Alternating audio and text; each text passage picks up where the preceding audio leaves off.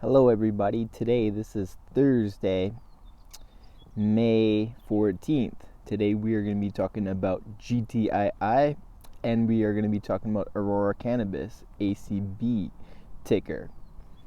We are going to be doing a comprehensive report cards. I will be giving it a report card score, so stay tuned. And if you haven't hit that like. Boom, boom, boom, boom, boom.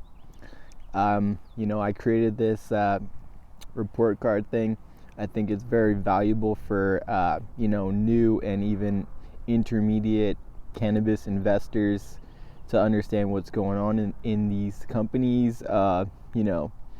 It's just something that I'm showing, and I'd love it if you guys could share this information so I can grow my channel. I think my channel should be a lot bigger. I think it should be 5,000 to 10,000 subscribers potentially. So, if you guys can help me out, I'd appreciate it. I want to disclose I'm not a financial advisor. This is just for entertainment information purposes. Do not buy or sell based on anything I talk about. Buy or sell after you did your own research, due diligence, any like the investments you're pursuing. Alright, so let's get to GTII, Green Thumb Industries. Okay, so I say they did 102 million. So that was very good. 102 million in revenue, not to mention it's in US dollars, so a lot better than in Canadian dollars. Especially right now, the Canadian to US dollar conversion's about 1.41 last time I checked. So anyways, that's very big. If you compare that, you're talking almost 150 million in Canadian funds. So these companies are getting to be pretty big. So the company has under $100 million in cash. They have a bit of debt as well. So, they're not the cleanest book, but, that's pretty impressive. Their profit margins are around 50%, so that's very impressive. Then you get into their SG&A, it's about 40% of their revenues. So, that's the key really. When you got the profit margins and then you got a lower SG&A, that enables you to be close to profitable and get that nice EBITDA. So, what did they do? They did $25 million in EBITDA. And if you follow my channel, you're well aware and you've gained that insight that EBITDA stands for earnings before interest, tax, depreciation, and assets. I've been teaching people about that stuff for quite a while, so it's not essentially profitable, but it is a nice step in the right direction. And some companies are EBITDA positive as well as net income positive, and net income positive can be loosey-goosey too as well when you're talking about the inventory. But anyways, they did minus 4 million in a comprehensive loss, or 2 cents EPS loss. So not terrible. Cannabis rankings, they say they did an adjusted operational income of 7 million. So I'm not sure how they got the math to come up with that, but I'm just sharing that information. So comprehensive is pretty good. The revenues are very nice. That's the first USA company to gross over $100 million a quarter. So, I think I should give them a B+. There's definitely reasons to think like an A-.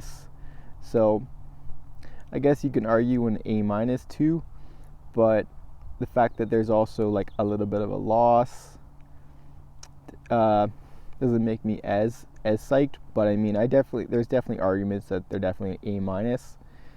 The company's at about like 2.3 billion market cap. I think in Canadian funds it's an $11 stock, GTII. So that's my opinion. Compound interest report card score for GTII. That's giving you the raw, straight to your brain, shaka. So now we're gonna change tunes and we're gonna be talking about Aurora Cannabis. Now, with Aurora Cannabis, okay, Aurora is just being on a roller coaster. I don't own any shares. I pondered it before back in the winter time, and I looked at the comprehensive. I got these videos out. I got so much fucking information that if you guys just would watch, you guys would be so much more informed about some of these companies. And I'm sure you guys got a lot of great information you guys could share with me, and just be a better community, have more intelligent people. We're not going to be chasing any stupid stocks like OOPP or anything like 0.004 cents or anything stupid. We want companies that they have a future, they're going to be around, they have the potential to be the biggest. That's what I like to talk about. It's a hard space. There's only going to be so much room for so many companies to succeed. But with Aurora Cannabis, they did 75 million in sales. 75 million in sales. So there was about a minus 45 million in EBITDA. It's not great. They didn't include what their net loss was because they just they pissed off their investors. They don't really want to piss them off too much more. They're trying to hide that stuff. But if you looked at the stuff, you can do a calculation that should be pretty accurate. I haven't looked at SEDAR. It wasn't up when I looked. I got the one from Cannabis Rankings from the Alan Bronstein's website. But so it's basically, I think it was about minus 75 million loss. So they raised about like 220 million in the quarter, and they had they changed their cash position by about like a couple million. So it wasn't that much different. So yeah, it basically seems as though there was about a net loss about minus 75. Definitely nothing to be happy about. They are going to have to raise more money in the future. They definitely need to get leaner and meaner. If they had if they followed my advice that I was talking about 6 months ago, I talked in a video how they need to be more lean and mean. They're kind of cocky and arrogant. They think they're smarter than me, as a lot of other people. I don't get nearly the amount of credit that I deserve in the industry, but that's okay. People will figure out later. Now with going forward, it'll be interesting. 75 million.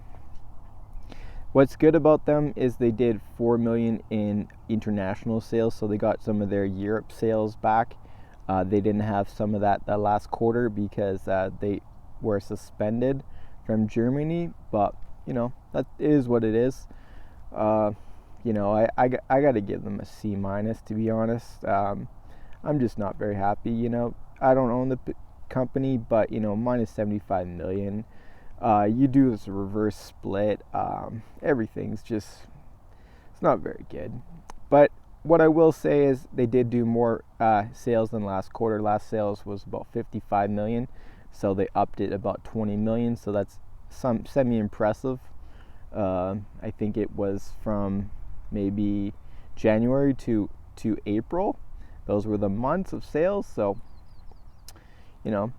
a little bit better, an average about 25 million a month. But anyways, that's pretty much C minus for Aurora Cannabis, and I believe a B plus / A minus for GTII.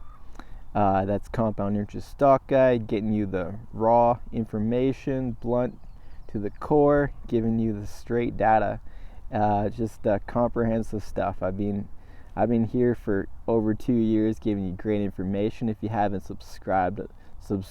I talk about commodities. I talk about cannabis. I've been talking a little bit about S&P 500 companies. So just giving you great information day to day, time to time. Not every day I'm out and about. But anyways, I hope you enjoyed. If you haven't hit that like, hit that like. If you don't like this video, smash the dislike. Leave a comment down below. Share the video with friends and family so you can get this information out so more people are informed about what these companies are about. Anyways, until next time, Shaka, peace. I'm outie.